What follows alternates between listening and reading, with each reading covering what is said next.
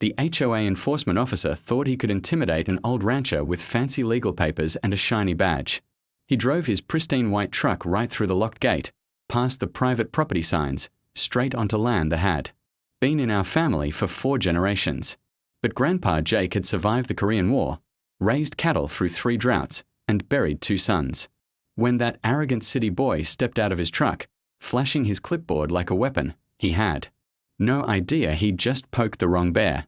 20 minutes later, his precious truck was sitting at the bottom of Willow Creek, and the real war was about to begin. The morning sun cast long shadows across the rolling hills of the Double J Ranch when Marcus Riley first spotted the white truck barreling down their dirt road, leaving a plume of dust in its wake like a declaration of war. He lowered his coffee mug and squinted through the kitchen window, his jaw tightening as he recognized the official seal emblazoned on the vehicle's door. Grandpa Jake. Marcus called toward the back porch where his grandfather sat in his weathered rocking chair, the same chair where he'd watched sunrise over their land for the past 30 years. We got company. And it ain't the friendly kind. Jake Riley, 82 years old with hands like leather and eyes sharp as flint, didn't move from his chair. He'd been expecting this. The certified letters had started arriving 2 weeks ago. Demands from the Willowbrook Estates Homeowners Association claiming his property violated their community standards. Never mind that his family had owned this land since 1952, 20 years before the first McMansion was even a gleam in some developers. The truck roared past the clearly marked private property, no trespassing signs, past the locked gate that hung open and twisted on its hinges where the driver had apparently rammed through it. Marcus felt his blood pressure spike as he watched the vehicle bounce over the cattle guard and come to an aggressive stop just 30 feet from the front porch. "Stay inside, son," Jake said quietly, finally rising from his chair with the deliberate movements of a man who'd learned patience through decades of dealing with stubborn cattle and even more stubborn people. "This here's gonna be a conversation. Between men." But Marcus was already pushing through the screen door, his boots hitting the wooden planks with purpose.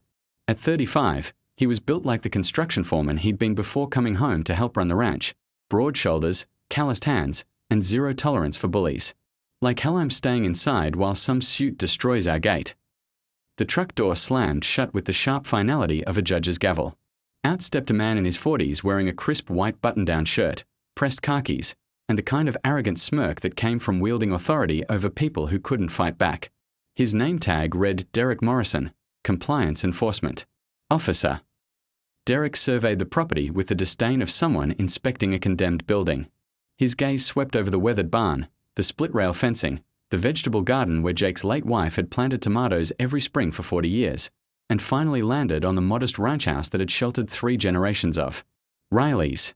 "Mr. Riley," Derek announced, his voice carrying the artificial authority of someone who'd never earned respect through anything more challenging than passing a certification exam.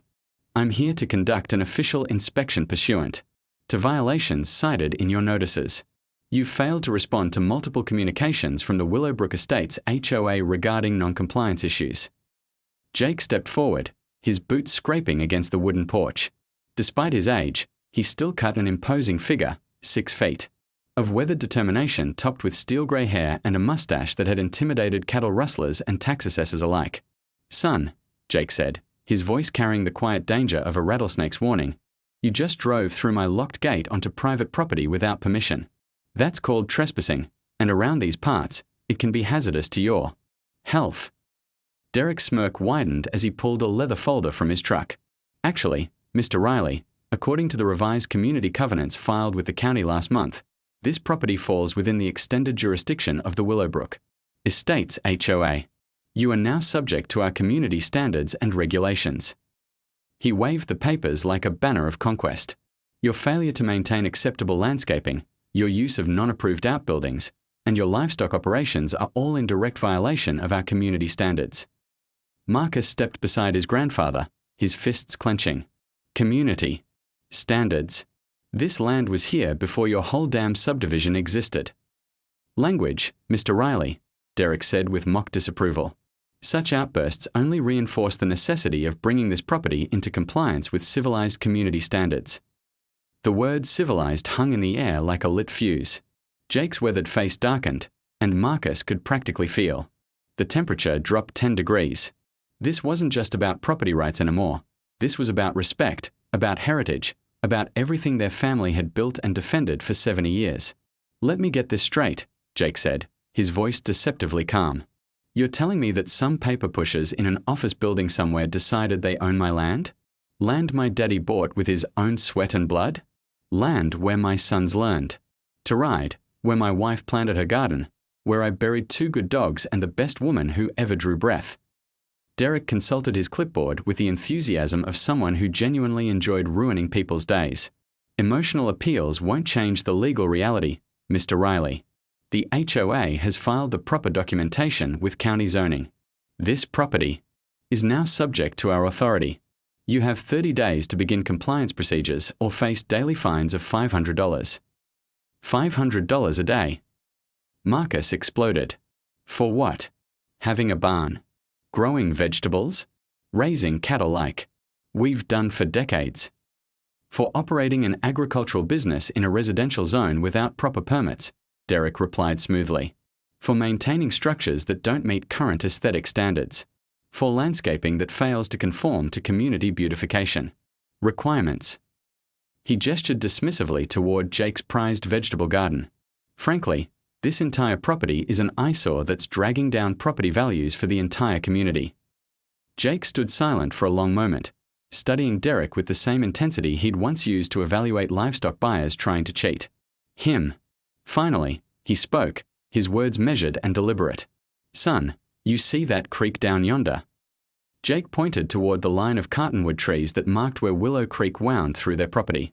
"My grandfather dug that irrigation channel by hand in 1955. My father and I cleared every stone from these fields. I've delivered calves in that barn during blizzards, fought grass fires to save this house, and buried family members in the cemetery. On that hill." Derek's expression remained unchanged, clipboard at the ready. "Your family history is irrelevant to current zoning regulations, Mr. Riley." "My family history," Jake continued, his voice gaining an edge that made even Marcus take a step back, "is this land. And this land don't belong to no homeowners association, no matter what papers you got in that fancy folder." "The law says otherwise," Derek replied, pulling out a measuring tape and camera. "Now, I'll need to document all violations for my report, starting with that non-compliant fence line." He turned his back on the 2 men and walked toward the split rail fence that had marked the property line for 40 years. It was a fatal mistake born of arrogance, turning his back on a man whose patience had finally reached its limit. Jake Riley had built his reputation on being reasonable, fair, and slow to anger. But when his anger finally came, it arrived with the force of a summer thunderstorm and the inevitability of winter. "Marcus," Jake said quietly, his voice carrying across the yard like the whisper of wind before a tornado. "Go start up Old Blue." Marcus knew that tone. It was the same voice his grandfather had used the day they'd caught rustlers stealing cattle, the same voice that had negotiated the purchase of 3 adjacent properties, the same voice that had buried 2 sons and still found the strength to keep going. It was the voice of a man who had reached his decision and wouldn't be swayed by hell itself. "Grandpa, what are you thinking?" "I'm thinking," Jake said, his eyes never leaving Derek's oblivious form as the enforcement officer began photographing their fence, that this young man needs to learn some respect for private property. And sometimes, son, the best lessons are the ones that stick. Derek continued his inspection, completely unaware that he had just crossed the final line with a man who had spent 82 years learning exactly how far he could be pushed. His pristine white truck sat in their driveway like a symbol of everything wrong with the world, all gleaming metal and empty authority, parked on land that had been paid for with blood, sweat, and sacrifice. As Marcus headed toward the barn where Old Blue, their ancient but reliable tow truck, waited like a sleeping giant, he couldn't shake the feeling that they were about to start something that would change everything. The morning sun climbed higher, casting shorter shadows across the Double J Ranch, and in that golden light, 3 generations of Riley determination were about to make themselves known to one very unlucky. The sound of Old Blue's diesel engine was like the growl of an awakening dragon. Derek Morrison looked up from his clipboard, a flicker of unease crossing his features for the first time since he'd arrived. The 1987 Ford F-350 tow truck emerged from the barn like a mechanical predator, its faded blue paint job scarred by decades of honest work, its massive boom arm raised like a scorpion's tail. Behind the wheel, Marcus Riley wore the grim smile of a man who just realized Christmas had come early. "Mr. Riley," Derek called out, his voice losing some of its bureaucratic confidence as he watched the tow truck lumber across the yard. "What exactly do you think you're doing?" Jake Riley stepped down from the porch with the measured gait of a man heading to church or a gunfight, both requiring the same level of solemn preparation. "What I should have done the minute you drove through my gate without permission, son." Derek's arrogance reasserted itself like a bad habit. "You can't intimidate me with some rusty old truck. I have legal authority here, and any interference with an official inspection will result in additional fines and possible criminal charges." "Legal authority," Jake repeated, the words tasting sour in his mouth. "You know what legal authority I got, boy. It's called property rights. It's called the Second Amendment. And it's called the right to remove trespassers from my land by any means necessary." Old Blue positioned herself behind Derek's pristine white truck with the precision of a surgeon preparing for a delicate operation. Marcus lowered the boom arm until the heavy-duty hook dangled just above the truck's rear bumper, swaying gently like a hangman's noose in the morning breeze. Derek's face went through several interesting color changes, from confident tan to worried pale to outright panic white. "You can't do this. This is destruction of property. I'll have you arrested." "Will you now?" Jake asked mildly.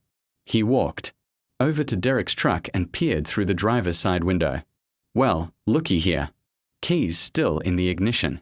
How thoughtful of you to make this easier."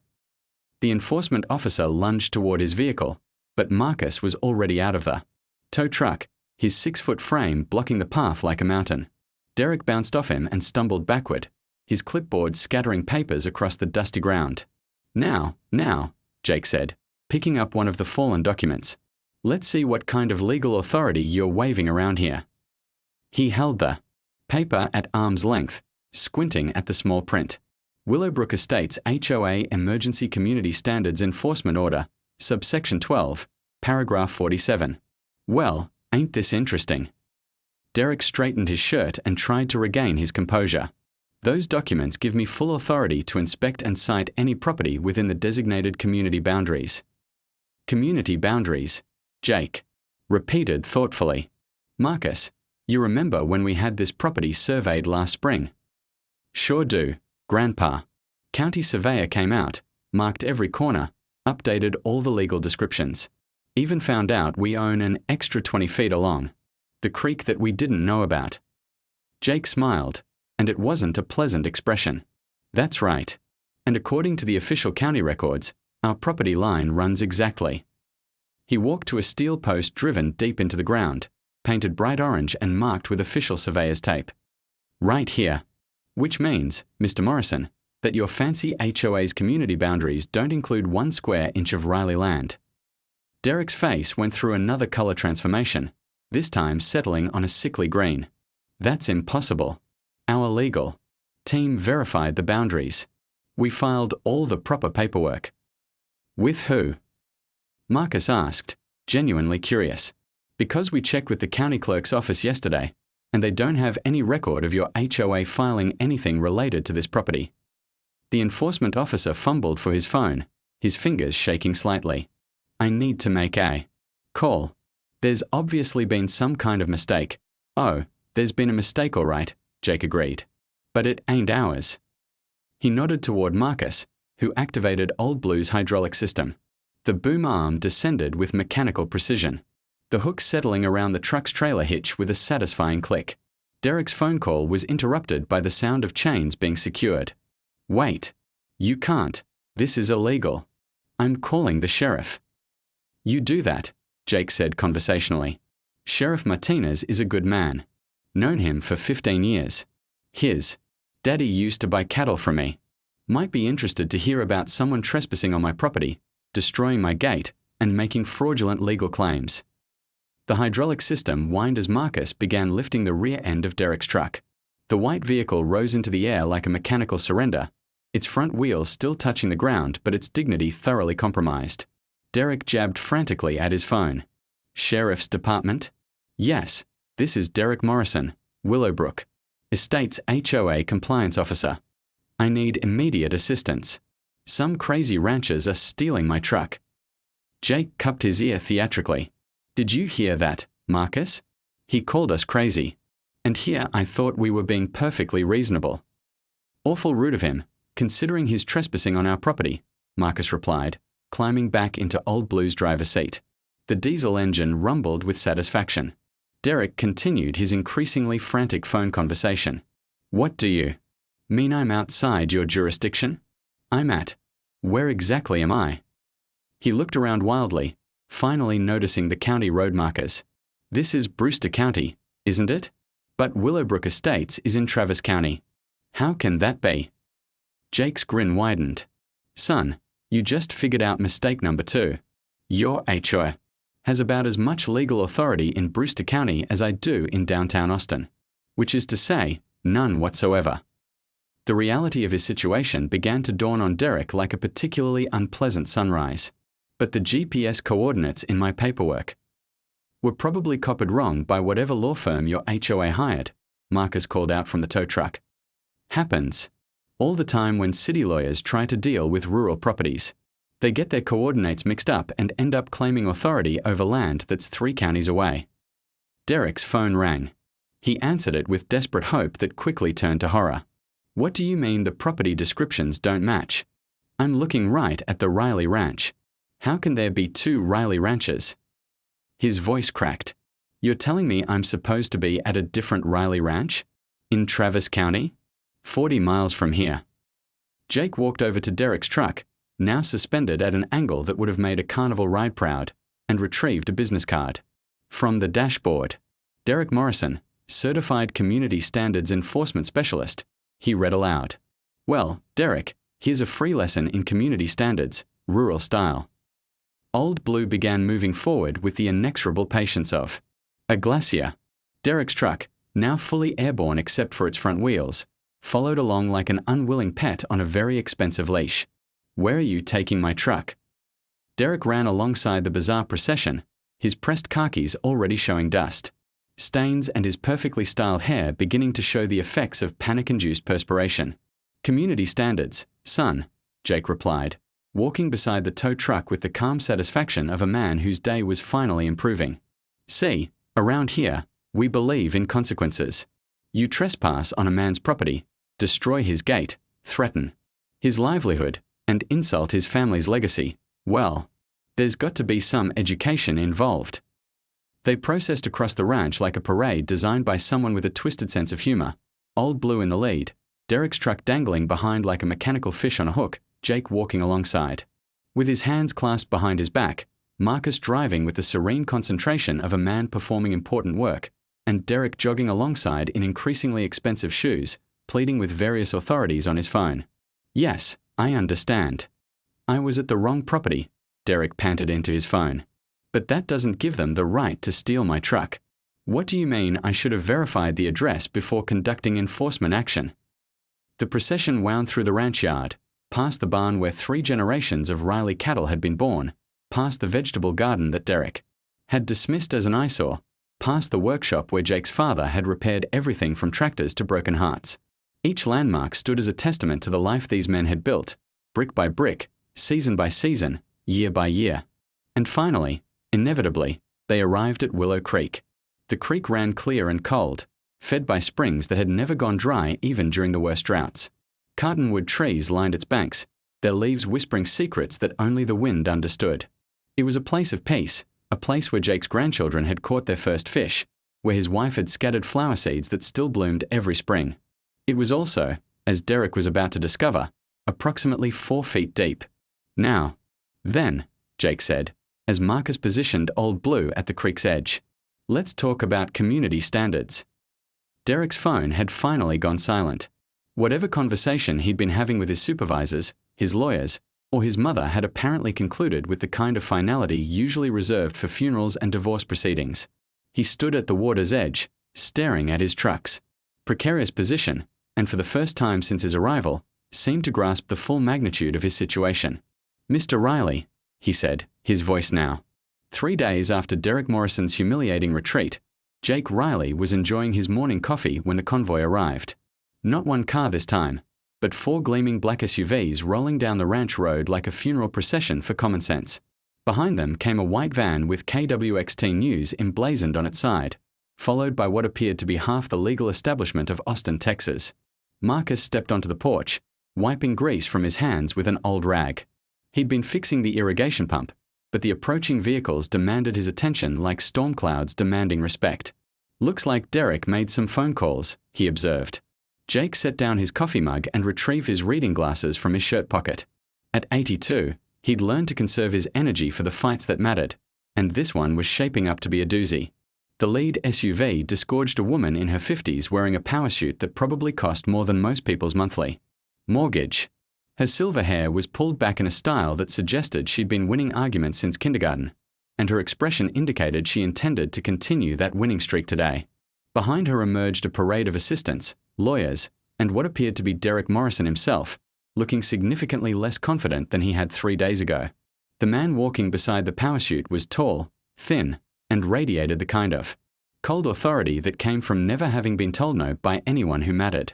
The news crew began setting up their equipment with the efficient professionalism of people who'd covered everything from hurricanes to political scandals. A blonde reporter in a crisp blue dress checked her makeup in a compact mirror, while her cameraman adjusted his equipment. "Mr. Riley." The power suit approached the porch with the measured stride of someone preparing for battle. "I'm Victoria Blackwood, president of the Willowbrook Estates Homeowners Association. We need to talk." Jake remained seated in his rocking chair, studying the woman with the same attention he'd once used to evaluate cattle buyers trying to lowball him. "I believe we had our conversation 3 days ago when your boy Derek there decided to make himself at home on my property." Victoria's smile was sharp enough to cut glass. "Mr. Morrison's educational experience has come to our attention. However, his geographic error doesn't change the fundamental issue at stake here." "And what issue would that be?" The tall man beside Victoria stepped forward, his briefcase gleaming like a weapon in the morning sun. "Mr. Riley, I'm Bradford Chambers III, senior partner at Chambers, Wellington and Associates. We represent the Willowbrook Estates HOA in all legal matters." Jake's weathered face remained impassive. "Congratulations. I'm Jake Riley, and this is my land. Any legal matters you got can be discussed with the business end of my property line." Bradford's laugh held no humor. "Mr. Riley, I'm afraid you misunderstand the situation. While Mr. Morrison may have initially visited the wrong property, our investigation has revealed some very interesting facts about your ranch." He opened his briefcase with theatrical precision and withdrew a thick manila folder.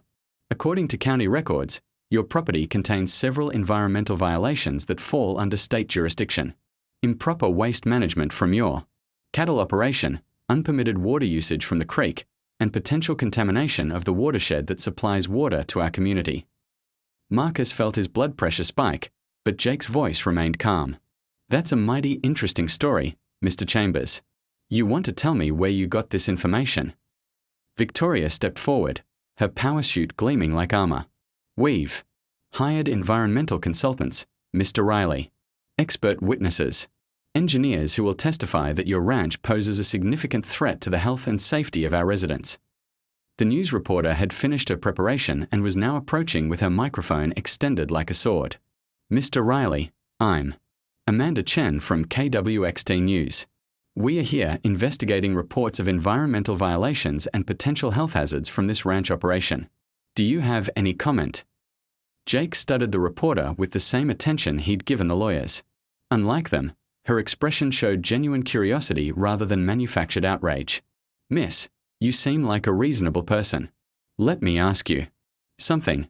Do I look like the kind of man who'd poison his own water supply?" Amanda's microphone stayed steady, but her eyes showed a flicker of something that might have been doubt.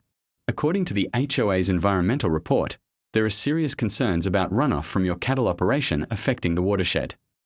"The watershed," Jake repeated thoughtfully. He stood up slowly, his joints protesting the movement, and walked to the edge of the porch. "Miss, you see that creek down yonder?" Amanda looked toward the line of cottonwood trees marking Willow Creek's path through the property. "That creek's been running clean and clear since before there was a United States of America," Jake continued. "My family's been drinking from it for 70 years. My cattle drink from it. Every critter on this ranch depends on it. You think I'd be fool enough to poison my own well? Bradford cleared his throat impatiently. Environmental damage isn't always immediately visible, Mr. Riley. Long-term contamination can take years to manifest. Is that so? Jake's voice carried a dangerous edge that made Marcus step closer to his grandfather. And I suppose these environmental experts of yours conducted extensive testing of my water. Victoria's smile faltered slightly. We have documented evidence of potential violations based on industry standards and regulatory guidelines. That's a lot of fancy words. That don't actually answer my question, Jake observed. Did anybody test my water, or did they just look at some papers and decide I was guilty? The reporter's attention shifted between Jake and the lawyers like a tennis match. Amanda Chen had been covering Texas politics long enough to recognize the scent of bullshit, regardless of how expensive the suit was that it came wrapped in. Mr. Chambers, Amanda said, turning her microphone toward the lawyer, can you provide specific evidence of contamination? Water test results? Soil samples? Bradford's confident demeanor flickered.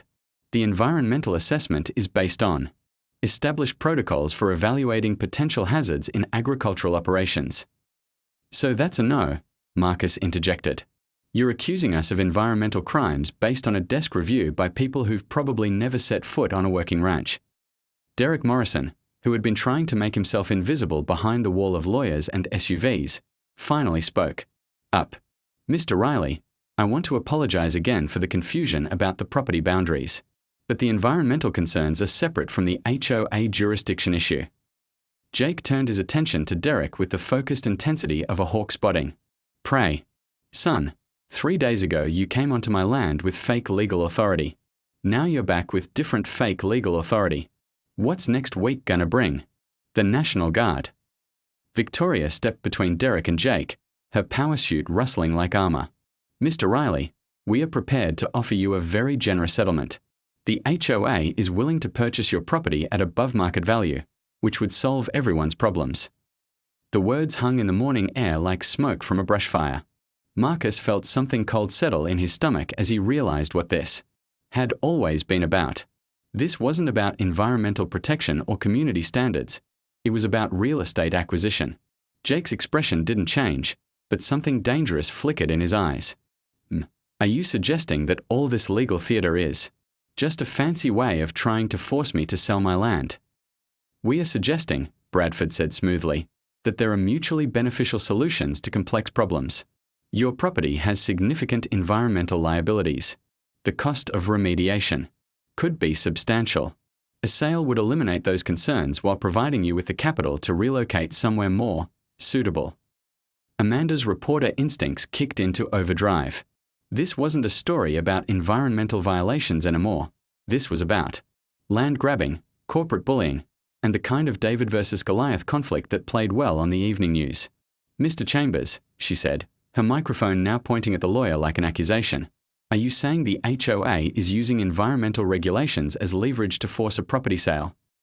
We are exploring all legal avenues to protect our communities' interests, Bradford replied, but his confidence was evaporating like morning dew.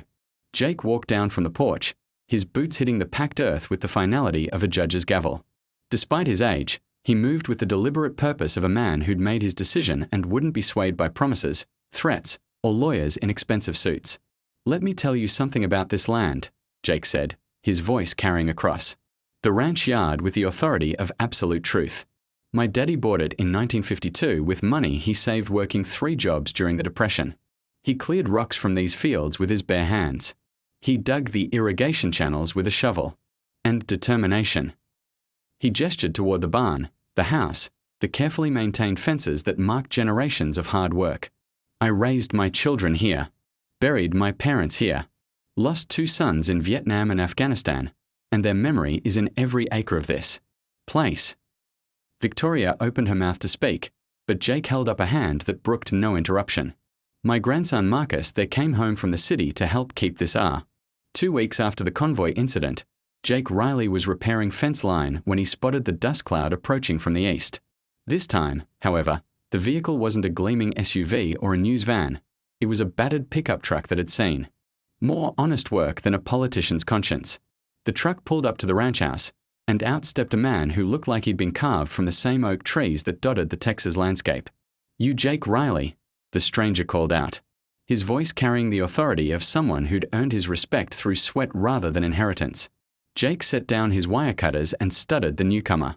The man was roughly 50, built like a linebacker who'd spent his retirement years doing real work instead of sitting behind a desk. His clothes were clean but practical, and his boots showed the kind of wear that came from walking on something other than boardroom carpet. "I am. And you are?" "Tom Brewster." The man extended a calloused hand. "I own the Triple B Ranch about 20 miles south of here. Heard you've been having some trouble with folks trying to force you off your land." Jake's handshake was firm and evaluating. News travels fast in ranch country. It does when it's the kind of news that affects all of us. Tom's expression was grim. "Mind if we sit a spell?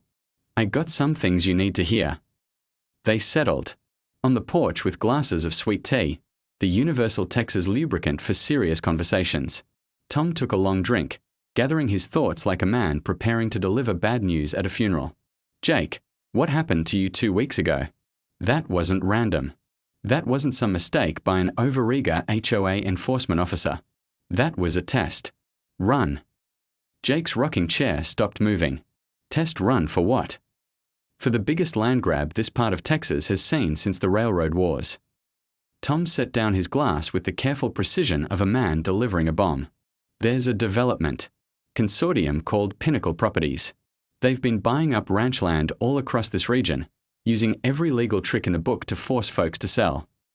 Marcus appeared on the porch, having heard the conversation from inside the house. "What kind of legal tricks?" Tom's laugh held no humor. "Environmental violations that materialize out of thin air. Sudden zoning changes that make ranching operations illegal. Tax assessments that triple overnight. HOA boundary disputes. Eminent domain claims for non-existent public. Works projects. Whatever it takes to make owning ranch land so expensive and legally complicated that people give up and sell. And you think this Pinnacle Properties is behind what happened here?" "I don't think it, Jake. I know it." Tom reached into his shirt pocket and pulled out a folded document. "See, my nephew works for the County Planning Commission. Yesterday, he brought me this." Jake unfolded the paper, his reading glasses perched on his nose. As he read, his weathered face grew darker than a storm cloud. "Application for preliminary development approval for a luxury resort and golf course complex. Estimated construction. Cost, $200 million. Proposed location." He looked up at Tom. "This describes my ranch. And yours. And about half the ranches in this county." Marcus leaned over his grandfather's shoulder, reading the document with growing anger. "Pinnacle Properties Resort Development. Phase 1.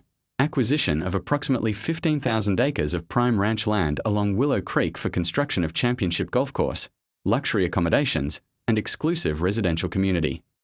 15,000 acres, Jake repeated. Slowly. "That's not just my place. That's 12 family ranches," Tom finished. "Including mine. All of us who've been dealing with mysterious legal problems over the past 6 months. All of us who've been getting unsolicited offers to buy our property at above market value." Jake folded the document carefully, his movements controlled but his eyes blazing with the kind of anger that had been building for generations. "Son of a bitch." A new voice interrupted from the ranch road. "Mr. Riley? I hope I'm not intruding." They looked up to see Amanda Chen walking toward the porch, her news van parked beside Tom's pickup truck. But this time she wasn't accompanied by cameras and microphones. She was alone, carrying a laptop bag and wearing jeans instead of her reporter's uniform. "Miss Chen," Jake said, rising with the automatic courtesy of his generation. "This is unexpected." "I've been investigating the story we discussed 2 weeks ago," Amanda said, her expression serious. "And I think you gentlemen need to see what I found." She opened her laptop on the porch table, the screen reflecting the afternoon sunlight. "After our interview, I started digging into the Willowbrook Estates HOA and their legal actions. What I found was a pattern of behavior that extends far beyond your ranch." The laptop screen showed a map of the region, with red dots marking various properties.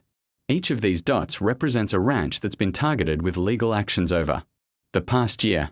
Environmental violations, zoning disputes, tax challenges, you name it. And every single one of these properties. She clicked a button, and the map changed. Falls within the boundaries of this proposed development. Tom whistled low. That's not a coincidence. It gets better, Amanda continued. I started researching Pinnacle Properties. On paper, they're a legitimate development company based in Dallas. But when you dig deeper, another click revealed a complex corporate structure. Diagram. They're owned by a holding company called Trinity Investments, which is owned by another company called Lone Star Development Group, which is ultimately controlled by a private equity firm in New York. Marcus studied the screen with the intensity of a man learning the identity of his enemy. Private equity. So this isn't about building a golf resort. This is about flipping land for profit. Exactly. Buy ranch land for agricultural prices, rezone it for commercial development, and sell it to the highest bidder. The profit margin is enormous if you can acquire enough contiguous property. Jake's rocking chair resumed its slow, rhythmic movement, but his expression remained fixed on the middle distance where his property line met the horizon. And if the ranchers won't sell voluntarily, you manufacture legal problems until they have no choice. That's the pattern, Amanda confirmed. Legal harassment, inflated compliance costs, environmental scares, whatever it takes to make people want to sell and get out. Tom's hands clenched into fists. Those bastards tried the same thing with me last month. Sudden notice that my cattle operation was violating some obscure groundwater regulation I'd never heard of. Threatened me with fines that would have bankrupted me. What did you do? Same thing you did, Jake. Told them to prove it. Demanded to see the actual regulation they claimed I was violating. Turns out it didn't exist. Tom's grin was sharp as a knife blade. But not everyone's got the resources to fight back. Jim Patterson sold his place last month rather than deal with a bogus environmental lawsuit. The Martinez family gave up their ranch after the county suddenly claimed their road access was illegal. Amanda's fingers flew over her keyboard. I've documented 12 forced sales in this region over the past 8 months, all to shell companies that eventually transfer ownership to Pinnacle Properties.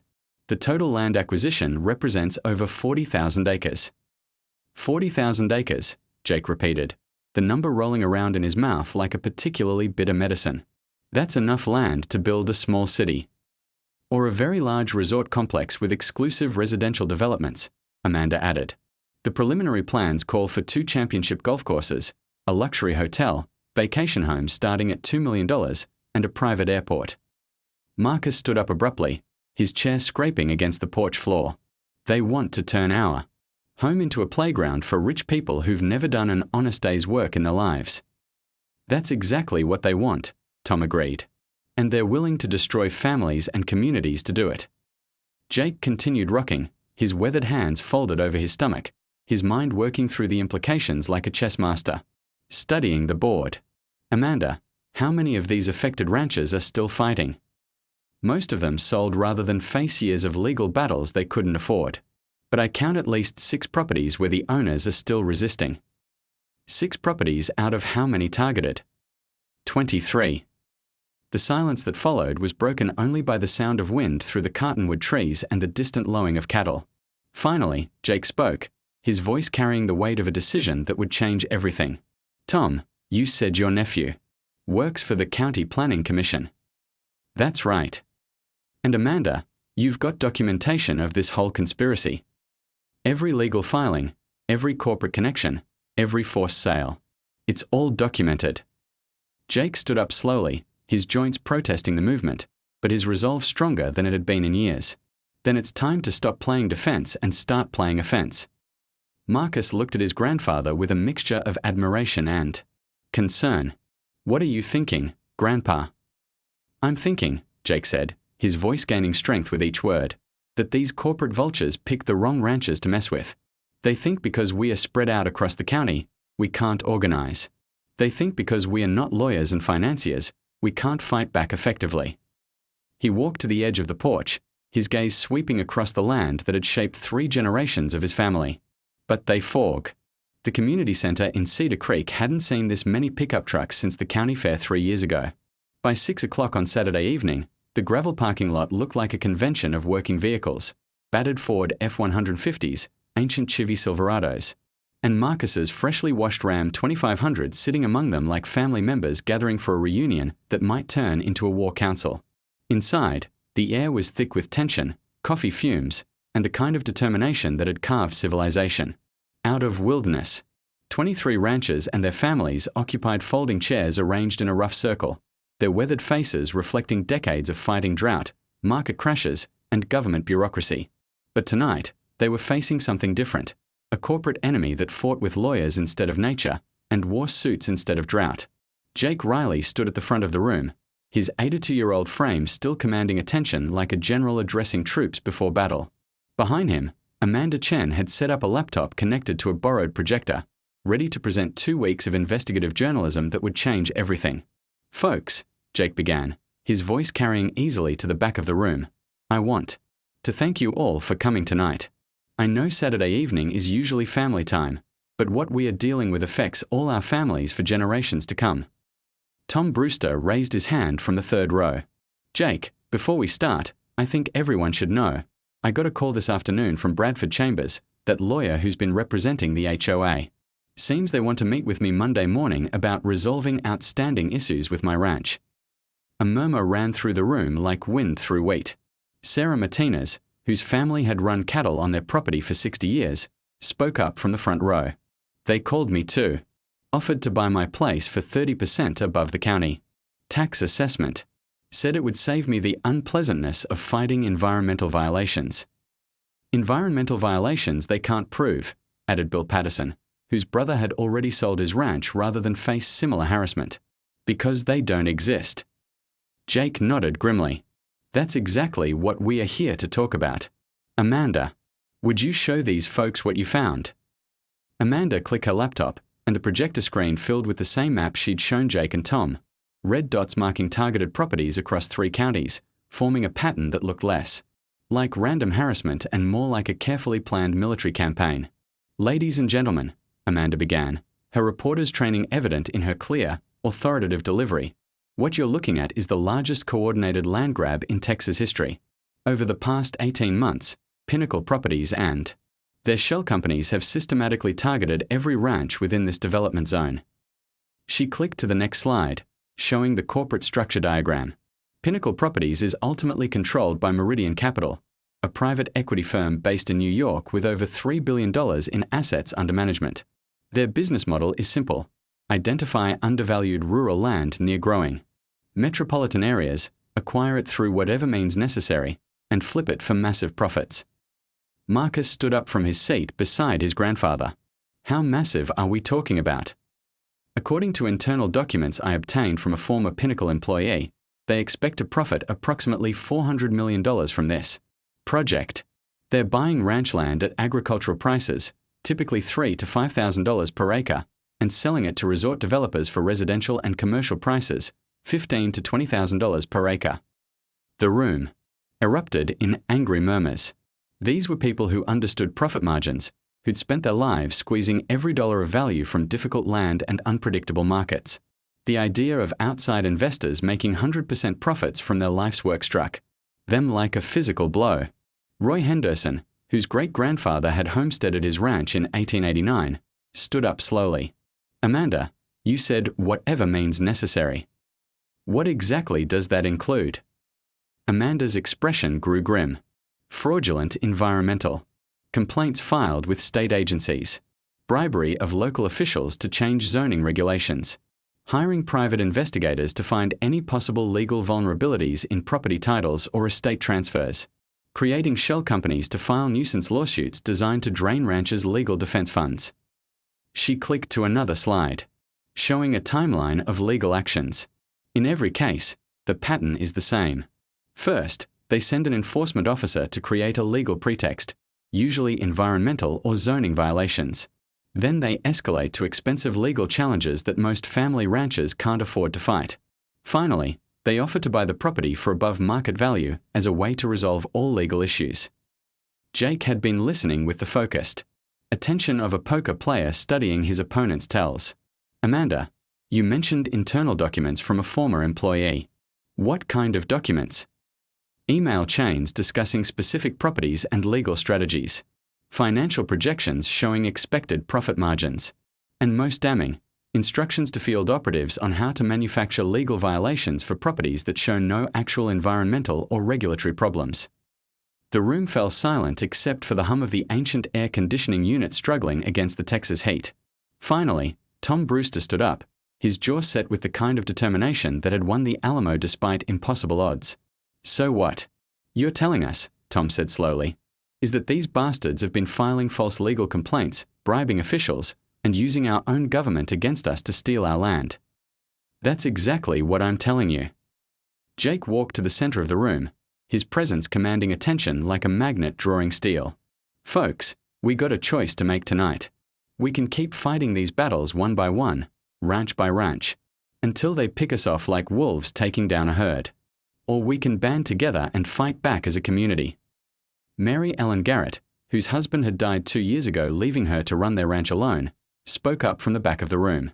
Jake, I appreciate what you're saying, but I'm 73 years old and I can't afford a legal battle with some billion-dollar corporation. If they offer me enough money to buy a little house in town and live comfortably.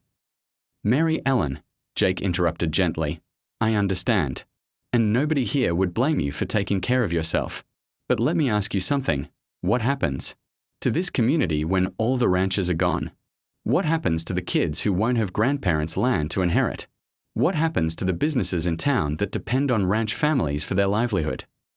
He gestured toward the map still glowing on the projection screen. This isn't just about individual properties anymore. This is about whether rural communities survive, or whether we let corporate vultures turn our heritage into golf courses. For rich folks from Dallas and Houston. Marcus stood beside his grandfather.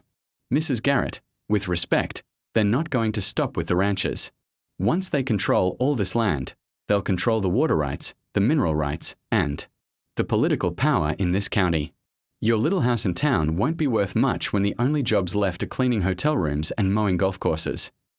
Amanda clicked to her final slide, showing a photograph of a similar development in Colorado, where rolling ranch land had once supported cattle and wildlife, now stood row after row of identical luxury homes, manicured golf courses, and concrete buildings that looked like they could have been built anywhere in America. This is what happened to the Riverside Valley in Colorado, Amanda said. 3 years ago, it looked exactly like your community. Now it's called Riverside Estates, and the average home price is $2.8 million. None of the original ranch. Families could afford to stay. The silence that followed was broken by the sound of Roy Henderson's chair scraping against the linoleum floor as he stood up. Jake, what exactly are you proposing we do? Jake's smile was the expression of a man who'd finally found the fight worth having. I'm proposing we stop playing defense and start playing offense. Amanda's got documented proof of conspiracy, fraud, and corruption. We pull our resources and hire the best lawyers money can buy. We file criminal complaints against Pinnacle Properties for fraud and racketeering. We expose this whole operation in the media so loud that politicians in Austin and Washington can't ignore it. Tom Brewster was already nodding. I'm in. Whatever it costs, whatever it takes.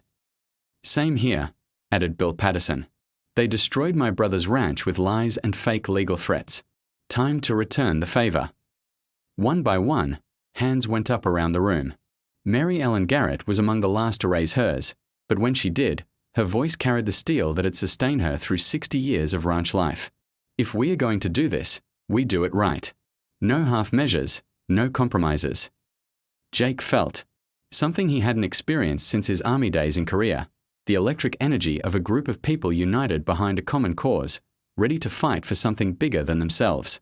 All right then, Jake said, his voice carrying the authority of a man who just accepted command of something larger than he'd ever imagined. Here's what we are going to do. He walked to the whiteboard someone had wheeled in from a Sunday school classroom, picked up a marker, and began writing with a Delibera.